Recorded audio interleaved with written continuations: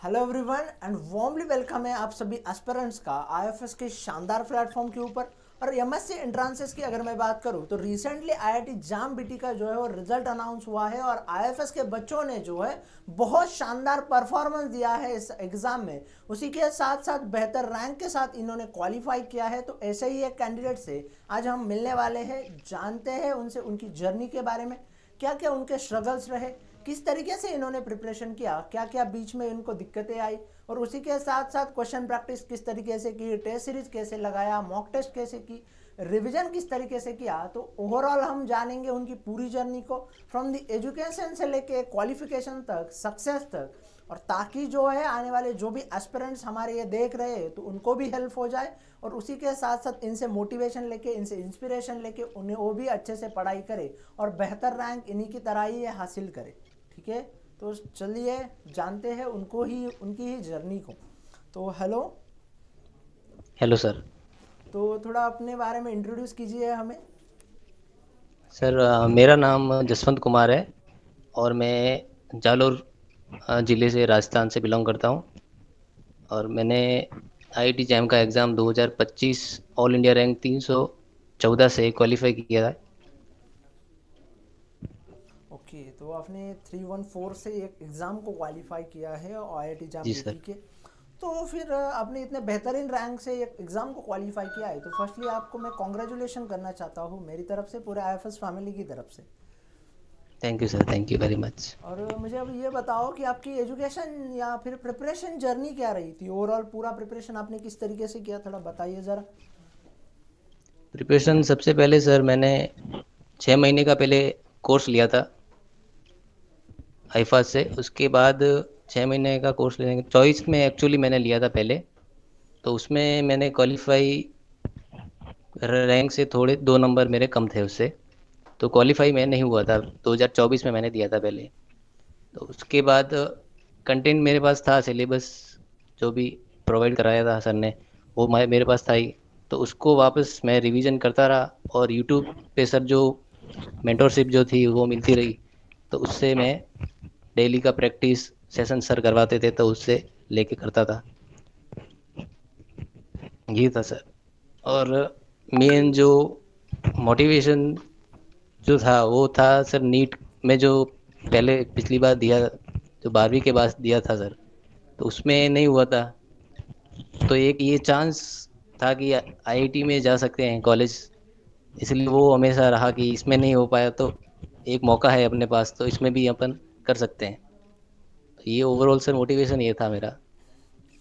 तो overall motivation ये था आपके बयान की, नीट में नहीं हुआ है तो इस बार तो पक्का करना ही करना है। तो जी फिर सर। आपने उस टाइम सर जब इतने बोलिए बोलिए। उस टाइम सर इतनी मेच्योरिटी वो थी नहीं कि इतना कर लेंगे वगैरह। पर कॉलेज के दौरान फिर लगा कि कोई ऐसा एक एग्ज़ाम या अपने आपको ऐसा मौका मिले अपने आप को साबित करने का कि इसमें कर सकते हैं।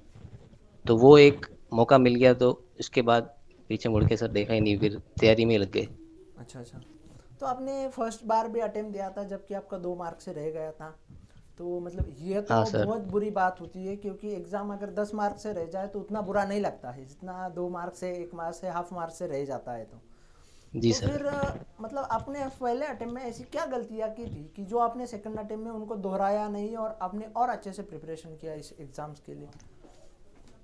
सर फर्स्ट टाइम में मैं कहूँ तो मेरा रिवीजन जो था वो बहुत मैंने ज़्यादा किया नहीं था। एक बार दो बार पढ़ लिया, उसके बाद ज़्यादा रिवीजन हो नहीं पाया। 1 महीना जब रहा था तो एक्चुअल में घर में कोई प्रॉब्लम हो गई थी सर, तो उसकी वजह से रिवीजन नहीं हो पाया। और जो टेस्ट जो होते हैं, जो इम्पोर्टेंट होते हैं लास्ट के 1 महीने में, वो मैंने नहीं दिए तो उससे बहुत ज़्यादा फर्क पड़ा सर। ओके, तो उससे भी आपको बहुत ज़्यादा फ़र्क पड़ा मतलब उससे। तो फिर आपने सेकंड अटेम्प्ट में प्रॉपरली रिवाइज किया, उसी के साथ साथ जो भी चीज़ें रही आपकी तो उसमें आपने जो है अच्छे से रिवाइज किया, क्वेश्चंस प्रैक्टिस किए, मॉक टेस्ट लगाए, और फिर जाके जो है आपका रैंक बना आपका। बोलिए बोलिए। हाँ सर, नेटवर्क नेटवर्क इशू था सर।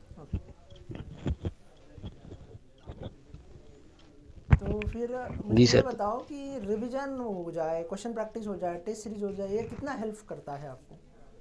ये सर लास्ट मोमेंट में रिवीजन और टेस्ट सीरीज सबसे बड़ी चीज़ होती है सर, क्योंकि पूरा पढ़ लेते हैं अपन, लेकिन खुद का एक होता है ना कि आपने कितना पढ़ा है, कोई कॉन्फिडेंस बूस्टअप करने के लिए टेस्ट सीरीज बहुत ज़रूरी है। उससे खुद की एक पता चल जाती है कि हम कहाँ पे डिजर्व कर रहे हैं अभी तक, और कितना हमें इम्प्रूव करना है, या कौन कौन से टॉपिक जो है उससे सर गलत आंसर हो रहे हैं, कौन से टॉपिक जो है वो स्ट्रांग है, कौन से वीक है, उसका एक पूरा अपने को बायोडाटा खुद का मिल जाता है। और फिर उसी पे जो वीक टॉपिक है उनका ही हमें रिवीजन करना होता है। तो टेस्ट सीरीज सर इसलिए बहुत ज़्यादा इंपॉर्टेंट है। ओके, तो टेस्ट सीरीज ये ज़्यादा इम्पोर्टेंट करती है। उसी के साथ साथ आपकी एजुकेशन जर्नी क्या रही है, ज़रा बताओगे हमें?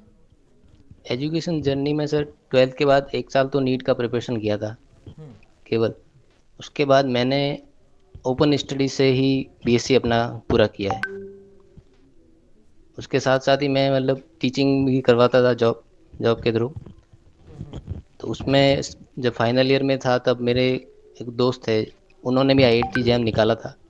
तो उन्होंने मुझे बोला था कि आईआईटी जैम करके एग्ज़ाम होता है, उसमें आप अच्छी रैंक अगर है तो आईआईटी में एडमिशन ले सकते हो।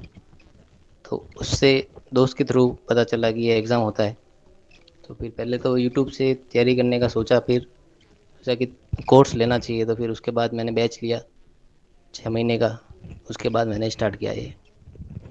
ओके, तो पूरा ओवरऑल प्रिपरेशन अच्छा रहा आपका। जी उसके सर। साथ साथ मुझे ये बताओ कि आपके एग्ज़ाम हॉल का एक्सपीरियंस क्या रहा था इस साल का? इस साल का सर एग्ज़ाम हॉल में मतलब एक दिन पहले का मैं बताऊं तो बहुत ज़्यादा पैनिक हो गया था मैं। ऐसे फ्रेंड ने और टीचरों ने कहा था कि एक दिन पहले तो कुछ भी नहीं पढ़ना है, बट मैंने थोड़ा और लालच करके थोड़ा पढ़ना शुरू कर दिया कि रिवीजन थोड़ा जितना ज़्यादा और हो जाए तो अच्छा रहेगा। तो वो मैंने शायद वहाँ पे गलती की कि वो एक दिन जो है वो पहले रिवीजन करना था। एक दिन पूरा आपको मेंटली फ्रेश रहना है ताकि आप एग्ज़ाम हॉल में भी फ्रेश रहो। तो उस दिन टाइम मिला नहीं, और उसमें सर लगभग 2 या 3 घंटे ही मैं मतलब सोया होगा उस, हाँ उस रात को नींद आई ही नहीं सर। तो एग्ज़ाम हॉल में वो सीबीटी का एग्ज़ाम होता है, तो पूरी आंखें जो है उस पर दबाव सर ज़्यादा आ रहा था। तो एक बारी तो ऐसा लग रहा था कि एग्ज़ाम नहीं दे तो चलेगा, बस दे के आ जाऊँ ऐसा लग रहा था। अच्छा अच्छा। पर पास वाले से आधा घंटा पहले वो पहले ले लेते हैं, तो उन्होंने पास वाले जो थे वो भी ऐसे ही बोल रहे थे कि हमारा भी यही हाल था, हमें भी एग्ज़ाम के पहले वो नींद आई नहीं। तो उसके बाद थोड़ा रिलैक्स हुआ कि सबका यही हाल है। उसके बाद सर जैसे ही स्टार्ट होता है एग्ज़ाम, उसके बाद आप पैनिक नहीं करते हो, क्योंकि पूरा ध्यान जो है आपका वो उस क्वेश्चन में चला जाता है। तो उस टाइम पूरा फोकस रहता है। और इस बार का सर जैसे क्वेश्चन पेपर देखें तो पिछली बार से पैटर्न जो है वो थोड़ा सा डिफिकल्ट था सर। तो करते टाइम तो लगा देता भाई कि मॉडरेट हुआ है, बट बाद में ऐसा लगा कि मेरा खराब नहीं हुआ है, वो सभी का एक जैसा ही है, सभी का खराब ही था। हाँ, तो होता ही है, मतलब हमेशा ऐसा ही होता है कि हाँ। इजी टू ऑल और हार्ड टू ऑल, यही पैटर्न हमें देखने को मिलता है। हाँ फिर बाद में घर आके देखा, दोस्तों से बात करी, तो उन्होंने भी बताया कि एग्ज़ाम पिछली बार से बहुत टफ था। तो कट ऑफ भी पिछली बार से लगभग 20 नंबर सर कम गया है। तो मैंने तो सर आज छोड़ दी थी, मैंने सर 2-3 हज़ार रैंक आएगी, बट 314 रैंक आई, तो एक लगा कि नहीं, आप बेस्ट डिजर्व करते हैं सर। अरे यार, वो तो है भाई। आपने अच्छे से मेहनत की थी, आपने प्रिपरेशन किया था, आपने खुद को रेक्टिफाई की थी आपकी मिस्टेक को, और आपने पोटेंशियल को आपके पूरे यूज़ किया, तो उसका यकीनन जो है वो बेनिफिट भी आपको हो गए। तो जो भी नए एस्पिरेंट्स आईआईटी जाम के लिए प्रिपेयर करना चाह रहे हैं, तो उनके लिए आपका क्या रहेगा, क्या सजेशन रहेगा? उनका सर मैं यही कहूँगा, जैसे मेरा जैसे जर्नी रही है, तो 12 के बाद ऐसा कोई मैंने अचीवमेंट ऐसा नहीं था कि सोच सकूँ कि हाँ ये मैंने किया। एक अचीवमेंट आप लेते हो तो उससे आपको मोटिवेशन मिलता है, खुद का अचीवमेंट खुद को ही मोटिवेट करता है। तो ऐसा अचीवमेंट मेरे पास कोई था नहीं। तो मैं 12th क्लास में, जैसे 12th क्लास में सर मैं बहुत वीक था, लेकिन पढ़ाई के दौरान मैं क्लास में मतलब टॉपर रहा था। तो वो चीज़ सोचा था कि उस टाइम कर पाया था, तो अभी भी मैं कर सकता हूँ। तो खुद पे सर बिलीव करना बहुत ज़रूरी है, सेल्फ बिलीव होना बहुत ज़रूरी है मेरे ऊपर। मुझे शायद पहले अटैम्प्ट में नहीं हो पाया, या सेकंड अटैम्प्ट में भी पैनिक में जैसे कर गया, तो एक सेल्फ बिलीव शायद मेरे अंदर कम था सर। तो सेल्फ बिलीव सबसे बड़ी चीज़ है। और जो भी बैच या कंटेंट आप पढ़ रहे हो उस पर पूरा बिलीव रखो कि ये जो है वो इनफ है, क्योंकि बहुत सारी किताबें आप लाओगे तो कंफ्यूज हो जाओगे सर। हाँ, वो तो है। कि ये भी पढ़ लूँ, ये भी पढ़ लूँ। अब लास्ट मोमेंट पे जैसे ये हुआ कि यार ये तो मैंने पढ़ लिया, बट ये किताब से ये इससे पीवाई क्यों नहीं करे, इससे नहीं करे, तो एक कंटेंट लो, एक कोचिंग का लाओ, और उसके बाद उसी को पढ़ो पूरा। फिर वो कंप्लीट हो जाए तो आप आगे बढ़ो। नहीं तो फिर मेरे जैसे जैसे हो जाएगा कि एंडिंग पे भी लगेगा कि और पढ़ ले और पढ़ ले, तो उसमें पैनिक सर कर जाएंगे। तो ये दो चीज़ें। ओके, तो बहुत अच्छे। Thank you so much for sharing your journey, your experience, your knowledge, your struggle with us. Thank you so much दोस्त। आपने बहुत अच्छे से, थैंक यू सर, बहुत thank you. Clarity of thought के साथ बताए ये सारी बातें, ताकि जो है आने वाली जो भी एस्पिरेंट्स होगी, मुझे पक्का यकीन है, मुझे पक्का श्योरिटी है कि ये जो आपने बताया है ये बच्चों के लिए बहुत हेल्प करेगा। वो बच्चों को जो है यकीनन बहुत अच्छे से समझ में आ गया होगा आपने जो भी बातें बताई। So thank you so much once again. Thank you sir, thank you, thank you sir.